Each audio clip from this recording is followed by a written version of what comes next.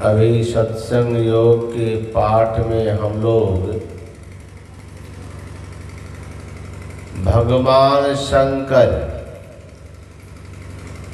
और ब्रह्मा जी के संवाद को सुना है। योग सीखो उपनिषद से भगवान शंकर से ब्रह्मा जी पूछ रहे हैं कि हे भोलेनाथ, जीव दुख से कैसे छूटेगा? छूटने का उपाय। कहाँ गए पूछने के लिए? भगवान शंकर के पास। क्यों? इसलिए भगवान शंकर के पास गए कि ब्रह्मा जी जानते थे कि भोलेनाथ सत्संग भी करते हैं, ध्यान भी करते हैं, तपस्या भी करते हैं। इसलिए सही सही पता इन्हीं के पास लगेगा कि जीव दुख से कैसे छूटेगा। भगवान शंकर सत्संग में भी जाते हैं, साधना भी करते हैं, योग भी करते हैं। इसीलिए भगवान शंकर के पास ब्रह्मा जी गए। दुख से छूटने का उपाय क्या होगा? कैसे जीव दुख से छूटेगा?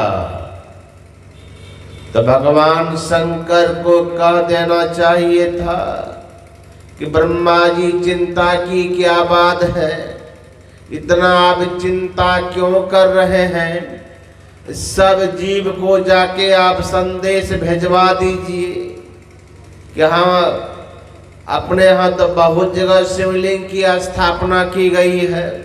भगवान शंकर को कह देना चाहिए कि जहाँ जहाँ मेरा मंदिर का निर्माण किया गया, हमारे शिवलिंग को स्थापित किया गया है, बस कहिए भक्त को सुबह सुबह उठे, स्नान कर ले, लोटा में थोड़ा जल बेलपत्र डाल दे, बोल बम करते जाए, हमारे ऊपर में उछल दे, सारा दुख दूर हो जाए।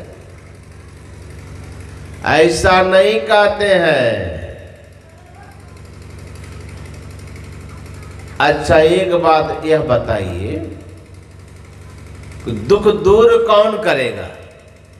कल भी मैंने कहा था कि धनवान कौन बनाएगा, संशय को दूर कौन करेगा? जो स्वयं धनवान है, जिसका संशय स्वयं नष्ट हो गया है, जो अपने अंधकार में पड़ा हुआ है, जो अपने माया में बसा हुआ है, जो अपने माया में लिप्त है, और दूसरे को माया से क्या बाहर करेगा? कहा था ना सुखदेव मुनि, मां के गर्भ से जब व्यासदेव जी ने कहा, उनके पिता ने, पुत्र मां के पेट में तुझे 12 वर्ष हो गया है, तुम अब बाहर निकल जाओ, मां को तुम्हारी बड़ी पीड़ा हो रही है। तुम नहीं जानते हो कि बच्चा जब गर्भ में रहता है तो मां को कितना कष्ट सहना पड़ता है। तो सुखदेव मुनि अंदर से ही क्या कहा, पिताजी हम बाहर नहीं निकलेंगे। क्या क्यों? बाहर में विष्णु की माया बड़ी जबरदस्त है, वह सबको झपट लेती है। इसलिए हम ना बाहर निकलेंगे, ना माया का हम पर प्रभाव पड़ेगा। यहाँ तो आराम से बैठ के हम भजन कर रहे हैं। तो व्यासदेव जी महाराज कहते हैं, पुत्र तुम माया से डर रहे हो, एक काम करो, तुम माया से मत डरो, मैं तुम्हें वचन देता हूं कि तुझ पर माया का कोई प्रभाव नहीं पड़ेगा। अंदर से बेटा कह रहा, वाह पिताजी वाह, आप तो अपने माया में लिप्त हैं, आप अपने माया में फंसे हुए हैं, हमको आप क्या वचन दीजिएगा। हाँ, जिसकी माया है, जिसको माया आकर्षित नहीं कर सकती है, जिसको माया प्रभावित नहीं कर सकती है, जिसको माया फंसा नहीं सकती है, वह मायापति विष्णु भगवान अगर आके हमसे कहे तो हमें थोड़ा विश्वास भी होगा। तब भगवान विष्णु आए और कहा सुखदेव मुनि से कि तुम बाहर निकलो, मैं तुम्हें वचन देता हूं कि मेरे माया का तुझ पर कोई प्रभाव नहीं पड़ेगा। और तब सुखदेव मुनि मां के पेट से बाहर निकले। 12 वर्षों के बाद, इसलिए हम लोग गाते हैं, सुखदेव आचार्य दुख के डर से गर्भ से माया त्यागी हो। तो जो अपने माया में फंसा हुआ है, दूसरे को कहां से माया से निकालेगा। जो अपने दुखी है, दूसरे को कहां सुख का खजाना दे देगा। यहाँ भगवान शंकर के पास हम जाते हैं, भगवान विष्णु के पास जाते हैं, भगवान ब्रह्मा जी के पास जाते हैं कि आप हमारा दुख दूर कीजिए। तो पहले इन लोगों के बारे में सुन लीजिए कि ये लोग दुख दूर, इन लोगों का दुख दूर हुआ है कि नहीं। तो हमारे संत कबीर साहब कहते हैं, ब्रह्मा विष्णु महेश्वर दुखिया। अब हमारे संत कह रहे हैं ये तो बेचारे अपने दुखी हैं। ब्रह्मा विष्णु महेश्वर दुखिया, जिन यह राह चलाई हो। ये लोग तो अपने दुखिया हैं। तो जब ब्रह्मा विष्णु महेश दुखी, तब बचा कौन। तो कबीर साहब कहते हैं कि इतना ही नहीं, कहे कबीर सकल जग दुखिया, का जग में सब कोई दुखी है। तो कहा तब सुख तो मिलेगा नहीं, किसी के पास सुख होगा नहीं, तो फिर हम लोगों को सुखी कौन करेगा। कहा अरे एक है जो स्वयं सुखी है और वह दूसरे को भी सुखी करता है। कहा वह कौन है। कहा वह है संत। संत सुखी मन जीती हो। जिन्होंने मन पर विजय प्राप्त कर लिया, दुनिया में वही सुखी कहलाता है। जिन्होंने मन पर विजय प्राप्त कर लिया। अपने देश में एक इतिहास में मैंने पढ़ा था शेरशाह के बारे में, बचपन में। उनका बचपन का नाम था काले खां। शेरशाह का बचपन का नाम काले खां। जब वो आगे चल करके एक शेर को मार दिया तो उसी का नाम पड़ गया था शेर खां। एक शेर को मारा था काले खां, तो वह शेर खां नाम पड़ गया। और वही शेर खां आगे चल करके जब दिल्ली के तख्त पर बैठा तो वह शेरशाह कहलाया, जिसका मकबरा अभी रोहतास जिले के सासाराम में है। मैं पूज्य बाबा के साथ तो कितना बार गया हूं उस मकबरे को, बगल में सत्संग करने के लिए, और अकेले भी गया हूं। तो वह शेरशाह का मकबरा वहां है, शेर सासाराम में अभी भी। तो बस एक शेर को मारा था तो वह शेरशाह कहलाया। शेर खां से शेरशाह, वह शेर नाम पड़ा। वह शेर को मारने से ही शेर खां नाम पड़ा है उसका। तो एक शेर को मारने से वह शेरशाह बन गया। हमारे संत महात्मा कहते हैं कि यह मन कितना जबरदस्त है पता है? अरे 40 शेर का एक मन होता है। मन कितना का होता है? 40 शेर का। तो 40 शेर का एक मन, ये जो हम लोगों का मन है, ये 40 शेर का बल रखने वाला है। तो एक शेर को मारने वाला शेर खां, काले खां से शेर खां, शेर खां से शेरशाह बन गया। और हमारे संत कहते हैं जो इस 40 शेर के मन को मार लेता है वह तो दुनिया का बादशाह बन जाता है। जीवन में दुनिया का बादशाह वही कहलाता है। तो ये मन को मारने की कला किसके पास है? तो संतों के पास है। आज ब्रह्मा जी कह रहे हैं कि हे भोलेनाथ, आप हमको बताइए कि दुख से छूटने का उपाय। कहा दुख से छूटने का उपाय दुनिया में एक ही बात जगह है। कहा तभी जीव दुख से छूट सकता है। उपाय क्या है? कहा योग और ज्ञान और योग। उनको कहिए कि ज्ञान सीखेगा और फिर सीख करके योग करेगा। कौन सा ज्ञान सीखेगा? खूब बढ़िया बढ़िया खाने का, अच्छा अच्छा कपड़ा पहनने का, सुंदर बढ़िया बढ़िया प्रवचन देने का। इतना ज्ञान काम से काम नहीं चलेगा। खाना पीना सो जाना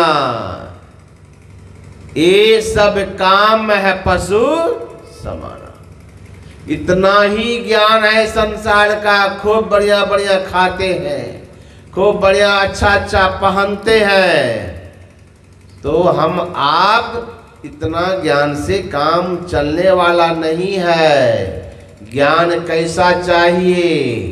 तो हम आप जी दुनिया में जब आए तो किसका ज्ञान किए? किसी ने बड़ा सुंदर कहा, जननी जाना जनक जाना। जब हम जन्म लिए तो किसको जाने? जननी को। जननी कहते हैं माँ। कल भी मैंने कहा था, माता को बच्चा जन्म लेता है तो सबसे पहले अपने माँ को पहचानता है, ये मेरी माँ है। तो जननी जाना, जब हम माँ के पेट से बाहर निकले संसार में आए तो सबसे पहले हमने माता को जाना, ये मेरी माँ है। उसके बाद जननी जाना जनक जाना। फिर बच्चा पिता को जानता है, माँ के बाद पिता को ही पहचानता है, ये हमारे पापा है, ये हमारे पिताजी है। माता को जाना, पिता को जानता है। फिर और थोड़ा बड़ा हो गया तो भाई को जाना, बहन को जाना, ये मेरे भाई है, ये मेरे बहन है। और थोड़ा बड़े हो गए हम लोग तो किसको जानने लगे? सखा संबंधी मित्र को जाना, ये मेरे सखा है, ये मेरे मित्र है, ये हमारे संबंधी है, चाचा है, मामा है, नाना है, दादा है, दादी है, सबको जानने लग गए। सखा संबंधी मित्र को जाना। और बड़े हो गए, शादी भी हो गई तो तब पत्नी को जाना, फिर पुत्र को जाना, पुत्री को जाना। और इनकी व्यवस्था में अगर नहीं पूरी हो रही है व्यवस्था ठीक से तो संत भक्त ने कहा इनकी व्यवस्था करने में दीन दुखियों का गला घोटना भी जाना। इतना जो जाना कुछ भी नहीं जाना। क्यों? अगर उसको नहीं जाना, किसको? जिसके पास एक दिन सबको है जाना, उसको अगर नहीं जाना, किसको? जिसके पास एक दिन सबको है जाना, तो समझिए कुछ भी नहीं जाना। वह ज्ञान चाहिए। ज्ञानान मोक्ष भवाप्नोति तस्मात् ज्ञानम परात् परम। ज्ञान वह जिससे कि हमें मुक्ति मिल जाए, मोक्ष मिल जाए। वह ज्ञान, संसारिक ज्ञान से काम नहीं चलने वाला है। ज्ञान चाहिए वह जिससे कि हमें मुक्ति मिले, मुक्ति मिले। तो वह ज्ञान कहाँ मिलेगा? यह ज्ञान मिलेगा कहाँ? तो गुरु महाराज कहते हैं, बिन दया संतन की में ही जानना इस राह को, हुआ नहीं होता नहीं, होनहारा है नहीं। बिना संतों की दया, बिन दया संतन की में ही, जब तक संतों की दया नहीं होगी तब तक उस ज्ञान को हम पा नहीं सकते हैं। संतों के पास जाना पड़ेगा उस ज्ञान को सीखने के लिए कि हमें मुक्ति कैसे मिलेगी। यह ज्ञान एकमात्र संत बताते हैं। इसीलिए यमराज से जब नचिकेता ने पूछा था कि हमें आत्मज्ञान की शिक्षा दीजिए, हमको दुनिया का कोई पदार्थ नहीं चाहिए, हमको आत्मज्ञान चाहिए, वह ज्ञान दीजिए। तो क्या कहा था यमराज ने नचिकेता से? ओ तिष्ठत, उठो, जागृत जागो, और कहाँ जाओ? श्रेष्ठ पुरुषों के समीप जाओ। वह कौन है श्रेष्ठ पुरुष? यही संत सद्गुरु। इनके पास जाकर के उस ज्ञान को प्राप्त करो। वही बताने वाले हैं इस भेद को कि हम आपको मुक्ति कैसे मिलेगी। ऐसे तो आजकल मुक्ति का बहुत बड़ा लोगों के मन में एक भ्रम फैला हुआ है कि जीवन भर घर में रहो, खूब खाओ पियो मौज उड़ाओ, जीवन भर संसार का काम करते रहो, अंतिम समय में काशी में जाके प्राण त्याग दो, मुक्ति मिल जाए। बहुत धारणाएं हैं ऐसी लोगों के मन में। मैं भी जब काशी में था, कुछ दिन के लिए गया था पढ़ने के लिए, तो काशी में वहां देखा बहुत लोग आते हैं मुक्ति पाने के लिए। काशी में बड़े बड़े धनवान लोग क्या करते हैं, अपने माता पिता जब बूढ़े हो गए तो पिताजी भी कहते हैं कि बेटा अब तो हम घर में रह के क्या करेंगे, किसी चीज की कमी तो है नहीं, एक काम करो हमको काशी पहुंचा दो। कहीं काशी में अगर हम मर गए तब तो हमको मुक्ति मिल जाएगी। बेटा भी सोचता है कि बूढ़े की सेवा कौन करे, हमको फुर्सत तो है नहीं, दिन भर काम धंधा। आजकल माता पिता की सेवा कोई बिरले करने वाले हैं। बहुत लोग तो इसलिए रोते हैं कि हमको बेटा नहीं है, तो जाते संतों के पास, महात्मा के पास, सदगुरुदेव के पास, भगवान के मंदिर में, बाबा हमको एक बेटा हो जाए। नहीं, बेटा मांगने के लिए जाते हैं। अब बहुत देवी देवता को, भगवान को, सदगुरु को मना करके दे कि एक पुत्र को प्राप्त करते हैं। और जब बेटा सयाना होता है तो बेटे के व्यवहार से रोते हैं। पहले तो बेटे के लिए रो रहे थे, अब बेटा हो गया तो उनके व्यवहार से सोचता है बेटा से ना बेटे का ठीक है। आजकल का कोई ऐसा पुत्र होगा बिरले जो माता पिता की सेवा करता है। मैं देख रहा हूँ, शहर में ही रहता हूँ, बड़े बड़े धनवान के बेटे हैं, बेटा बेटी सब अब पढ़ के डॉक्टर इंजीनियर सब बन गया है। अब बेटा रहता अमेरिका में, बेटा कहाँ है? अमेरिका में। अब पोताऊ वो भी डॉक्टर, वो भी अमेरिका में। घर में बूढ़ा बूढ़ी की सेवा कौन करेंगे? तो दाई नौकर लगा दिए हैं, फुर्सत नहीं है। आजकल तो कहते हैं क्या कहें, किसी का बेटा अगर साधु बनने लगता है तो माता के आंख में गंगा जमुना दोनों बहने लगता है कि मेरा बेटा साधु बनेगा तो मेरा सेवा कौन करेगा। अरे जिसका बेटा साधु नहीं बना उसका ना देखो कि सेवा कितना हो रहा है, जाके देखो ना कि कितना सेवा कर रहा है। पूछो ना उस माई से, तुम्हारा बेटा तो बाबा जी नहीं बना है तो बेटा तो खूब सेवा करता होगा। कहीं बाबा बेटा क्या सेवा करेंगे, एक गिलास पानी के लिए तरस जाते हैं बाबू। तो बाबुए माँ को पता है कि बेटा कितना सेवा करते हैं।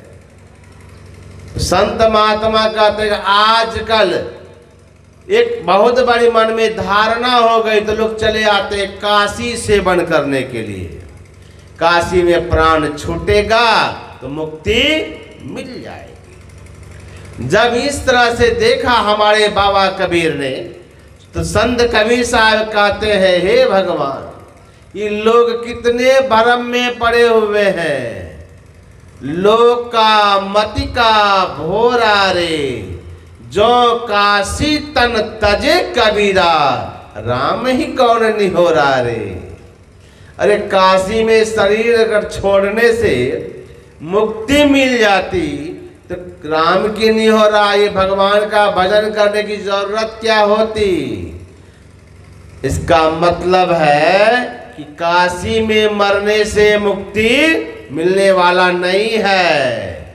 अगर आप उस परमात्मा की भक्ति कर रहे हैं, संतों से विधि को जान करके अंदर में साधना कर रहे हैं। हमारे कबीर साहब कहते कहे कबीर, चाहे वह कबीर साहब कहते चाहे वह काशी में शरीर छोड़े, चाहे वह मगा में शरीर छोड़े, अगर उनके हृदय में राम का भजन कर रहा है, राम की भक्ति बसी हुई है, वो कहीं भी शरीर छोड़ेगा उसको मुक्ति निश्चित मिल जाएगी। अगर नहीं भगवान का भजन कर रहे हैं, काशी में न मर जाइए, मुक्ति मिलने वाला नहीं है। तो हमारे संत कबीर साहब कहते हैं ये लोग भ्रम में पड़े हुए हैं। इसीलिए कबीर साहब कहते हैं हे भाई सुनो, साधो भाई जीवत ही करो आशा। ये मरने के बाद जो मुक्ति की धारणा बनी हुई कि हम काशी में मरेंगे तो मुक्ति मिलेगी, ऐसी भावना को छोड़ दीजिए। ऐसा भ्रम जो मन में पाल के रखे, भ्रम को हटा दीजिए। आपको जीते जी मुक्ति पाना होगा। तो संत कबीर साहब कहते हैं साधो भाई जीवत ही करो आशा, जीवत समझे जीवत बूझे, जीवत मुक्ति निवासा। जियत कर्म की फांस न काटी, मुवे मुक्ति की आशा। तन छूटे जीव मिलन कहत है, सो सब झूठी आशा। अब हो मिला तो तब हो मिलेगा, नहीं तो जमपुर वासा। साधो भाई जीवत ही करो आशा। हे भाई जीते जी ही मुक्ति प्राप्त करना होगा। अगर जीते जी परमात्मा का भजन कर लिए तब तो मरने के समय में भी आपको वही ख्याल रहेगा। क्यों कि जो जो आप जीवन भर करेंगे वही मरने के समय वैसी ही वृत्ति, वैसे ही भावना रहेगी, और मरने के समय में जैसी भावनाएं रहेगी यही जन्म का कारण हो जाता है। ये मरने के समय अभी सुन रहे थे भगवान शंकर ने क्या कहा कि अगर आप मरने के समय में देहावसान समय चित्ते यदद्विभावेत तत्तदेव भवे जीव इत्येव जन्म कारणम। देह त्याग के समय चित्त में जो जो भावनाएं जीव करता है यही जन्म का कारण है। तो हम अगर मरते समय जैसी भावना रखेंगे वैसा ही जन्म का कारण होगा। अगर मरते समय हम आपकी भावना मकान में लगी रह गई, माता सहजोबाई कह रही है कि अगर हम बहुत सुंदर भवन बना लेते हैं, अगर मरने के समय में यह भावना लगी रह गई, हे भगवान इतना सुंदर भवन बनाया, अब हम दुनिया छोड़ के जा रहे हैं, अगर यही वासना लगी रह गई मकान में, तो आप मर करके उसी घर में चूहा बन जाएंगे। मरते समय वासना लगी रह गई कहाँ? धन दौलत में, बहुत सोना चांदी। माई दाई को देखिए ना कितना गहना, गहना ही नहीं कपड़ा देखिए, पेटी पर बक्सा, फिर भी संतोष नहीं। कहीं मरते समय यही भावना रह गई, हे भगवान इतना सुंदर कीमती कपड़ा बक्सा का बक्सा भर के रखे हैं, अब पहन नहीं पाए, शरीर छूट गया, तो जानते क्या होगा? उसी में चिल्लर बन के जन्म लीजिएगा। भगवान बुद्ध का एक शिष्य था ना, विदाई में मिला था कपड़ा, आए मन में सोचने लगे क्या कि यह कपड़ा अब कल मैं पहनूंगा। अब कपड़ा विदाई में मिला था, जमा करके रखा था, तो मन में हुआ कि किसको पहनूंगा, लेकिन संजोग की बात शरीर छूट गया, वह कपड़ा पड़ा रह गया। तो क्या वह वासना लगी रही कपड़े में, चीलर बन के उसी कपड़े में पड़ा हुआ था। जब उसकी कार्यक्रम में सबके भिक्षु के मन में हुआ कि यह भिक्षुक तो का कपड़ा है, इसको दान दे देता हूँ, इसी का भंडारा है, इसी का वस्त्र है, इसको दान कर देता हूँ। तो जैसे कपड़ा लेने गए भगवान बुद्ध ने मना कर दिया, ठहरो ठहरो, भिक्षु का जो वस्त्र है उसको अभी दान मत करो, अभी छोड़ दो उसको। भिक्षुक भगवान बुद्ध के आदेश को पा करके उस वस्त्र को दान नहीं किया। कुछ दिन के बाद तब कहा, देखो जी वह भिक्षु का जो वस्त्र है उसको दान कर दो। कहा, प्रभु उस दिन तो आपने मना कर दिया था, फिर आज दान करने क्यों कह रहे हैं? कहा, ये देखना चाहते हो, लाओ उस वस्त्र को उठा करके। वस्त्र को लाया तो कहा, इसको खोलो, तो देखा बीच में एक चीलर मरा हुआ था। कहा, देखो यह जो भिक्षुक शरीर छोड़ा था, इनकी वासना उसी कपड़े में लगी हुई थी, तो यह मर करके उसी में चीलर बन के पड़ा हुआ था। जब तुम उसका कपड़ा लेने गए थे तो वह चिल्ला रहा था कि मेरे वस्त्र को दान मत करो, मेरे वस्त्र को दान मत करो। और संत भगवान बुद्ध तो पहुंचे हुए महान संत थे, उस चिल्लर की आवाज को सुन लिए थे। कहा, मैं उस समय उनकी आवाज को सुन लिया था, वो चिल्ला रहा था मेरे कपड़े को दान मत करो, मेरे कपड़े को दान मत करो। लेकिन भक्ति भजन किया था, वह संस्कार के बल से वह चिल्लर के शरीर से जल्द ही मुक्त हो गया। इसलिए मैंने कहा कि अब वह इस कपड़े से उसकी आसक्ति टूट गई, अब वह कपड़ा छोड़ के चला गया, अब उसके वस्त्र को दान कर दो। अगर वासना लगी रह गई कपड़े में तो चिल्लर बन के जन्म लेंगे। अगर वासना लगी रह गई बच्चे में, बच्चा है तो खिलाना मना नहीं है, बच्चा कहाँ फेंक देंगे। लेकिन हाँ, अब चलो जिसकी माँ है बच्चा है उसको तो रखना ही पड़ेगा।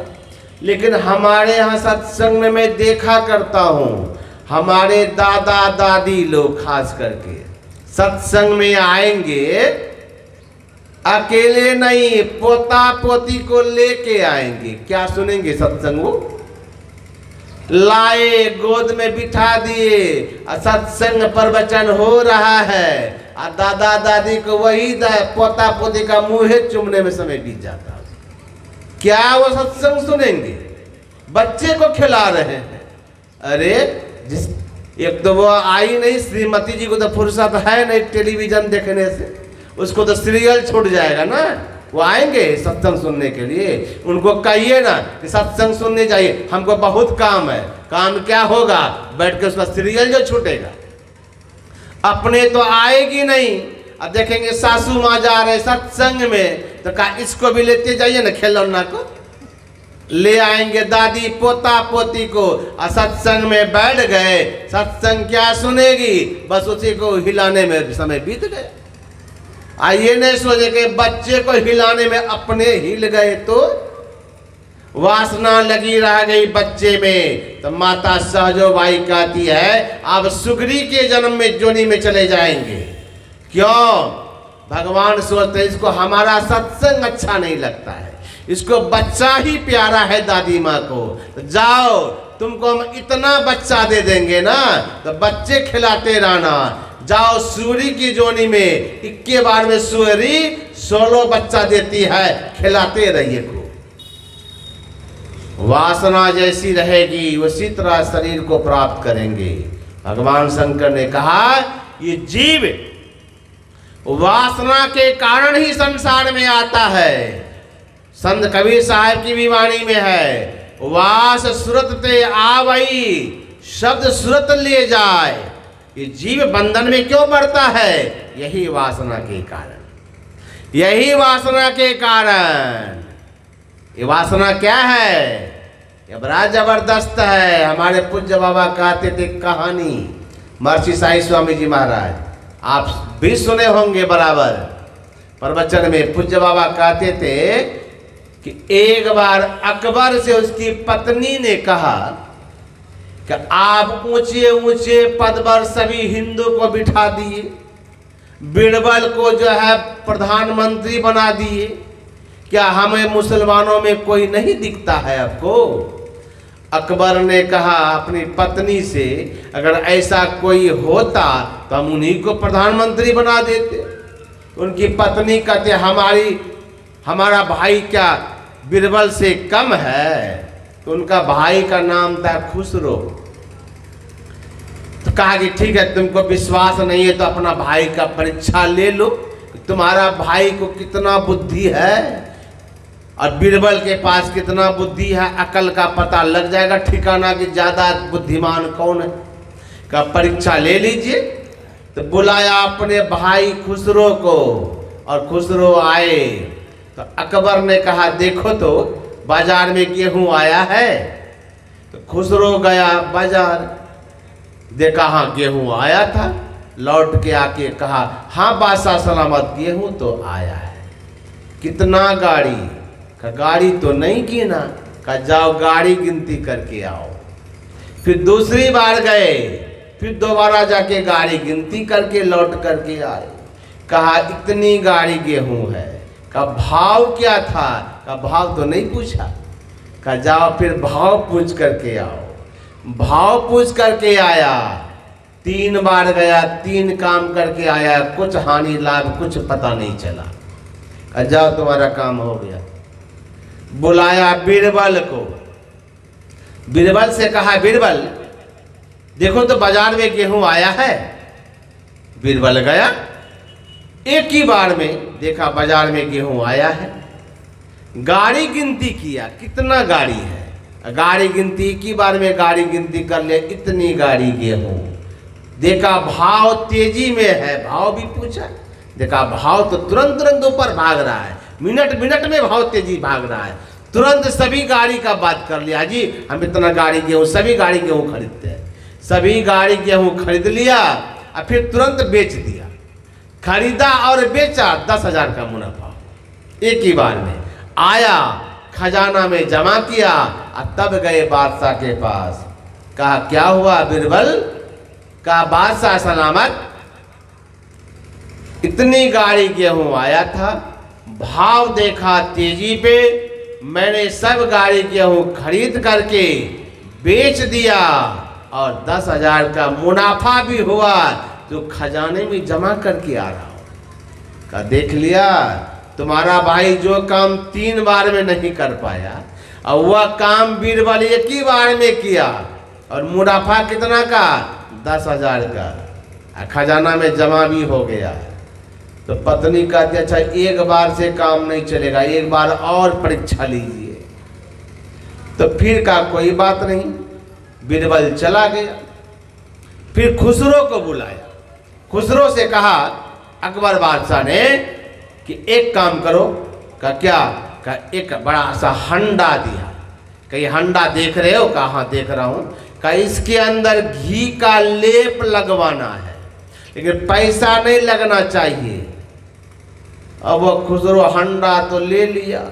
का ये बादशाह भी पागल हो गए, बताइए तो। कहता घी का लेप लगवाना है बाजार में जाकर के दुकानदार के यहाँ से, लेकिन पैसा एक भी नहीं देना है। बताइए बिना पैसा का कोई दुकानदार इसके अंदर में घी का लेप लगाएगा? आधा रास्ता गया हंडा लेकर के, लौट करके आ गया। का ये काम हमसे होने वाला नहीं है, बिना पैसा का कौन लेप लगाएगा? बुलाया बीरबल को, कहा जाओ तुम। बीरबल आया, बीरबल से कहा बीरबल ये हंडा देख रहे हो? कहाँ देख रहा हूं। कहा इसमें बाजार में जाकर के दुकानदार से घी का लेप लगवाना है, लेकिन पैसा एक भी नहीं लगना चाहिए। बीरबल कहा लाइए ना, हम तुरंत लगवा के चले आते। अकबर के दरबार में 9 रतन रहते थे, उसमें बीरबल भी एक स्थान था। और बीरबल कहा मैं तुरंत लगवा करके ले आता हूं। और बीरबल गया बाजार, दुकानदार से पूछा आपके पास घी है? कहा हाँ घी है, कितना चाहिए? 2, 4, 10 कुंटल? कहा कुंटल नहीं, ये हंडा भर के लेना है। कहा मिल जाएगा। कहा एक शर्त है। कहा क्या? देखो घी भर के हम ले जाएंगे घर, और हमको असली नकली शुद्ध अशुद्ध का कोई पहचान नहीं। हम अपनी धर्म पत्नी से कहेंगे, वो बड़ी पहचान करती है घी का, उसको पता है कि घी शुद्ध है कि अशुद्ध है, नकली है कि असली है। पत्नी को दिखाएंगे, अगर पत्नी कहेगी घी अगर असल है, शुद्ध है, तब तो रखेंगे, नहीं तो वापस कर देंगे। मंजूर है तो घी दो, नहीं तो दूसरा दुकान देख लेता हूँ। दुकानदार ने कहा इसमें कौन बड़ी बात है, अरे घी भर के हंडा ले जाइए, हंडा में घी भर देता हूँ, भर के ले जाइए।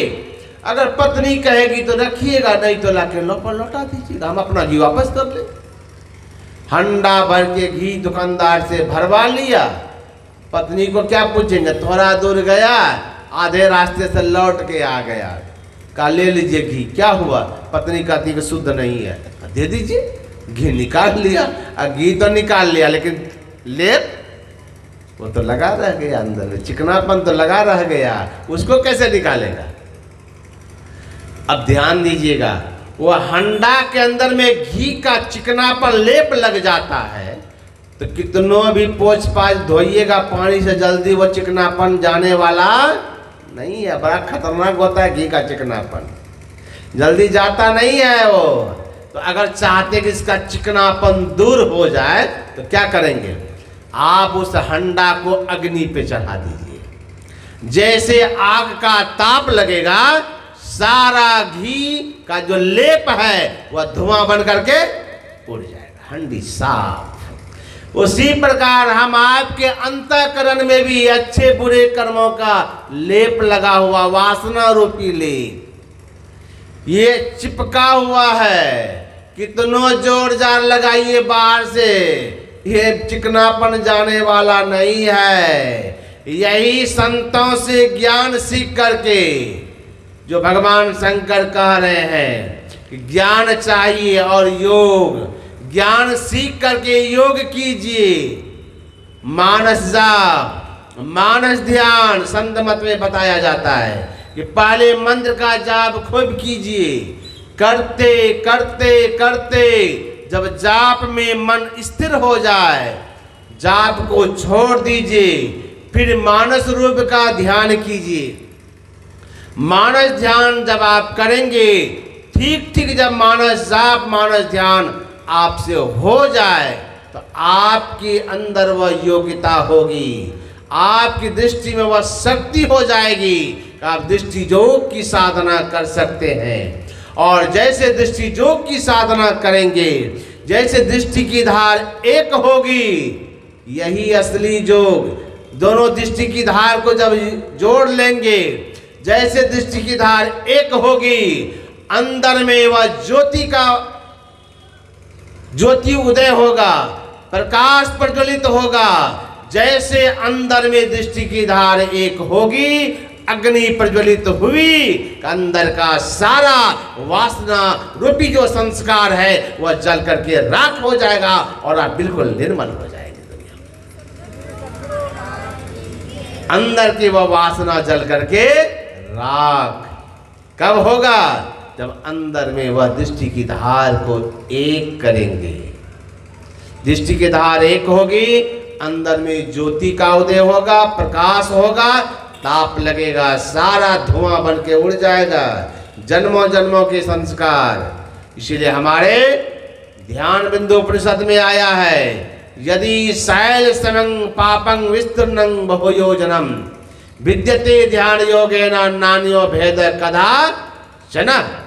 पहाड़ के समान भी पाप अगर आपके पास फैला हुआ है तो ध्यान योग से नष्ट हो जाता है।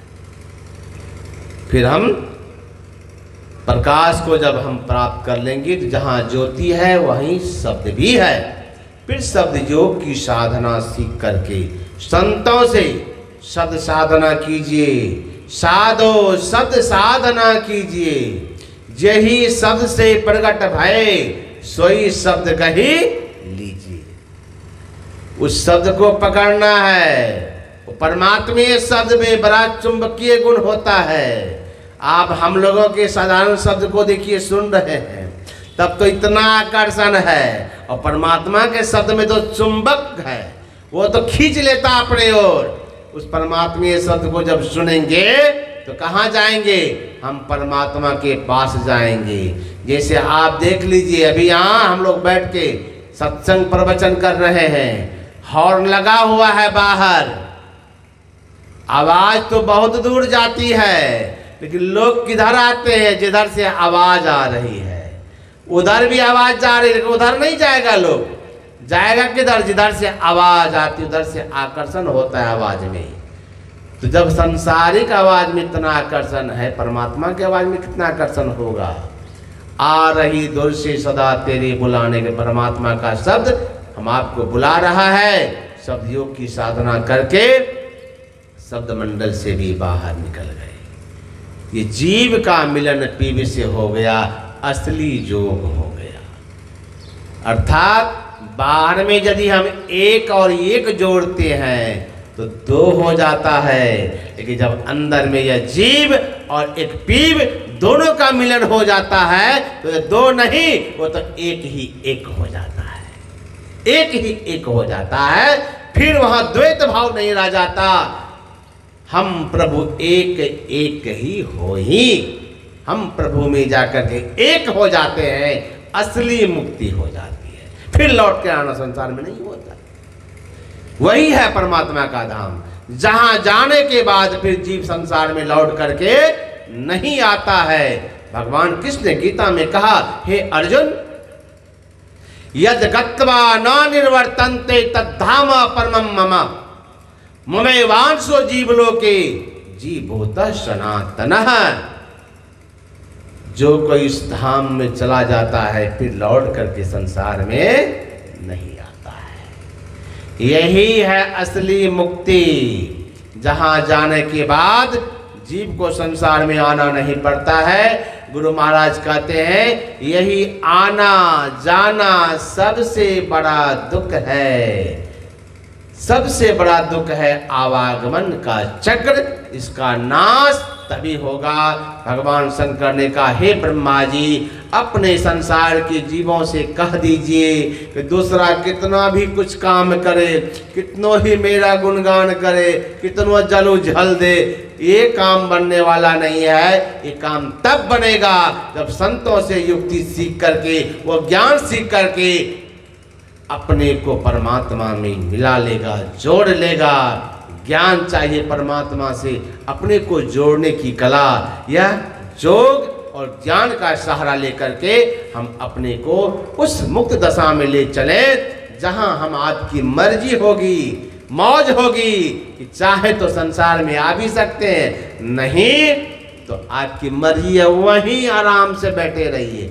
खोजेंगे भी तो दुख मिलने वाला नहीं है। हमारे पूज्य बाबा महर्षि साईं स्वामी जी महाराज कहते थे, जिस तरह हिमालय में चले जाइए, खोजने पर भी आपको वहां गर्मी नहीं मिलेगी। क्यों? वहां तो बर्फ ही बर्फ है। उसी तरह परमात्मा तो सुख के धाम है, वहां खोजने पर भी दुख मिलने वाला नहीं है। यही संतों का सार ज्ञान मैंने आपको संक्षिप्त रूप में दिया। समय 10:20 होने को है और समय थोड़ा ज़्यादा हो गया है, 10 बजे तक ही समाप्त हो जाना चाहिए था, लेकिन थोड़ा सा 10-20 मिनट ठंड के कारण विलम्ब से आरंभ होता है, 10-20 मिनट आधा घंटा समय बढ़ जाता है। इसीलिए अब आरती होगी, हम लोग आरती करें, फिर अपराह्न काल के सत्संग में आप लोग आइए, सुनिए। यहाँ के कार्यक्रम का वह अंतिम पाली का सत्संग होगा। अंतिम समय के सत्संग में आकर के अंतिम ज्ञान को सुन करके अपने जीवन को सफल करें। बोलिए श्री सद्गुरु महाराज की।